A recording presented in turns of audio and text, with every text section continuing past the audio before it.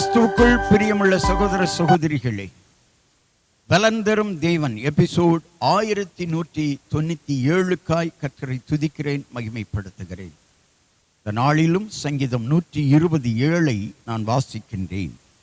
நான் சமாதானத்தை நாடுகிறேன், அவர்களோ நான் பேசும்போது யுத்தத்திற்கு எத்தனப்படுகிறார்கள். நான் சமாதானத்தை நாடுகிறேன். இன்றைக்கு இந்த உலகம் சமாதானமாய் வாழுவதற்கு வழி சொல்லி தரவில்லை. உலகத்திலே எத்தனையோ புத்தகங்கள் எழுதியிருக்கிறார்கள் மனிதர்கள், அறிஞர்கள், கவிஞர்கள். எழுதின புத்தகங்களெல்லாம் காலப்போக்கிலே அழிந்து கொண்டு வந்திருக்கிறது. உலகம் முழுவதற்கும் அழியாத ஒரு புத்தகம் வேத புத்தகம். உலகத்தில் வாழுகிற கிட்டத்தட்ட 75% மக்கள் கை கொள்ளுகிற ஒரு புத்தகம் வேத புத்தகம். உலகத்திலே அச்சிடப்படுகிற எண்ணிக்கையில் முதலாவது இடத்தை வகிக்கிறது வேத புத்தகம். இந்த வேத புத்தகம் தருகிற சமாதானம் இருக்கிறதே, அது நிரந்தரமானது. வேத வசனத்தின் மூலம் சமாதானத்தை பெற்றுக்கொள்வோமானால் அது நிரந்தரமானது. இங்கே சங்கீதக்காரன் வேத வசனங்களை, கட்டளைகளை மறவாமல் கற்றுக்கொண்டு கை கொண்டு வருவதினாலே அந்த வசனம் காட்டிய பாதையான சமாதான பாதையிலே வாழ விரும்புகிறான். ஆனால் அவனுடைய பகைவர்களோ அவன் பேசுகிற பொழுது யுத்தத்திற்கு நிற்கிறார்கள்.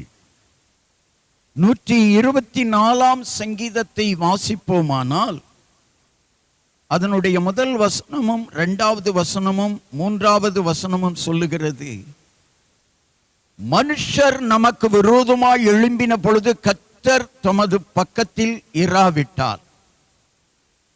கர்த்தர் தாமே நமது பக்கத்தில் இராவிட்டால் அவர்கள் கோபம் நம்மேல் பற்றி எரிகையில் அல்லது நம்மேல் எரிகையில் நம்மை உயிரோடே விழுங்கி இருப்பார்கள்.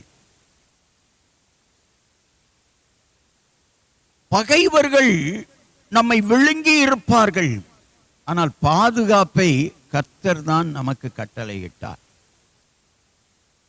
ஒரு சமயம் ஊழியத்தின் பாதையிலே எனக்கு உதவி செய்த ஒரு தம்பி பிற மனிதர்களால் தூண்டப்பட்டு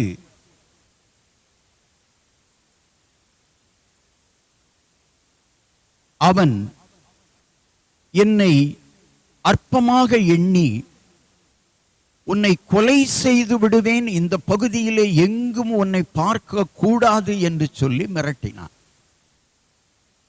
நான் ஆண்டவருடைய வசனத்தை கை கொண்டு வருவதினாலே அமைதியாக, அதுதான் தேவ சித்தமாக இருந்தால் நடக்கட்டும் என்று சொல்லி தேவனுடைய சித்தத்திற்கு ஒப்பு கொடுத்தேன். சமாதானத்திற்கு ஒப்பு கொடுத்தேன், சமாதானத்தை நாடினேன். ஆனால் அவனோ யுத்தத்திற்கு எத்தனப்பட்டான். இன்றைக்கும் இந்த செய்தியை கேட்டுக்கொண்டிருக்கிற என் அன்பு விசுவாச பிள்ளைகளே, சகோதரனே, சகோதரியே, நீ சமாதானத்தை விரும்பியும் உன் சத்துருக்களும் உன் பகைவர்களும் சமாதானத்திற்கு வர மறுக்கிறார்களா? தேவனிடத்தில் விட்டுவிட அந்த காரியத்தை. தேவன் சமாதான பிரபு, ஆண்டவர் சமாதான பிரபு, இயேசு சமாதானத்தை தருகிறவர். சீஷர்கள் இயேசு மரித்த பின்பு ஒரு வீட்டிற்குள்ளே பூட்டிக் கொண்டு இருக்கையிலே அந்த வீட்டிற்குள்ளே வந்து உங்களுக்கு சமாதானம் என்றார். சமாதானம் பயத்தை மாற்றும். சமாதானம் யுத்தத்தை தடுக்கும்.